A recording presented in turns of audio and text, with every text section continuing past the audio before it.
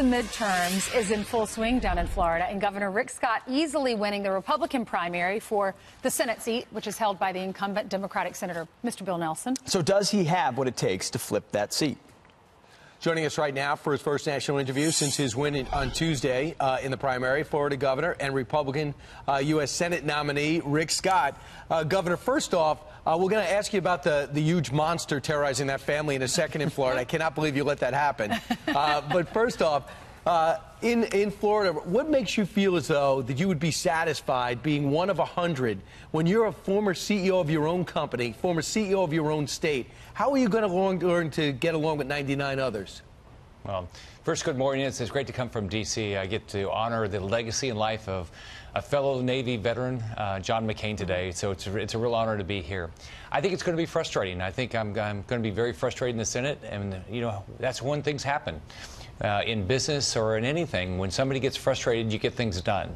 And that's why when I go to the Senate, I'm going to work hard to get things done, because I'll be frustrated with how slow Washington works, how they don't get things done.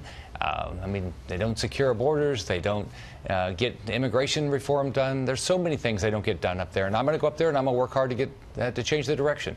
All right, there's a Mason-Dixon poll that asked voters who they would vote for from July 24th to July 25th, and 47% of the voters said that they would vote for you. 44% said that they would vote for Bill Nelson. Now, both of you have name recognition in the state of Florida. What do you want to tell the people that are watching, that are having trouble, the ones that are in the middle? Well, I think it's a clear choice. You know, Bill Nelson is he's going to do what Chuck Schumer and Nancy Pelosi tell him to do. He's a puppet for them. If you want Washington to change, just like what I did in Florida. When I walked into this job in Florida, the state had lost 832,000 jobs. We now have added 1.6 million jobs. You want somebody that's going to go to Washington and be very frustrated and say, I'm going to get something done. We're going to fix the economy. We're going to solve problems. You vote for me. My opponent is a career politician. He's never gotten anything done. He'll give a nice talk, write a nice letter. Nothing will happen. Governor, how did you say get things done? But on your race, also the Senate, the governor's race, you've got a very clear contrast. You've got businessmen like yourselves, and then you've got in the governor's race, you've got a socialist running on the Democratic Party ticket. How do you get things done when the vision of the left today is to raise taxes, abolish ICE? Is it not a time to square that circle for me? Well, it's going to be a clear choice November 6th. You've got two radical liberals, Bill Nelson and Andrew Gillum, that are going to focus on higher taxes. Andrew Gillum has said he's going to raise the corporate taxes 40% in our state, which is going to kill jobs. Bill Nelson has voted for higher taxes over 300 times.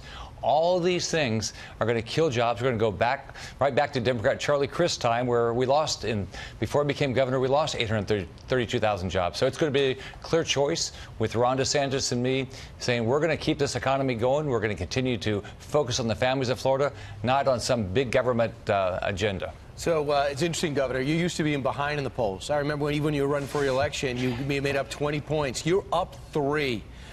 How do you keep that lead and continue to separate? Because you know the Democrats, the machine is going to come at you with everything because the balance of power is at stake.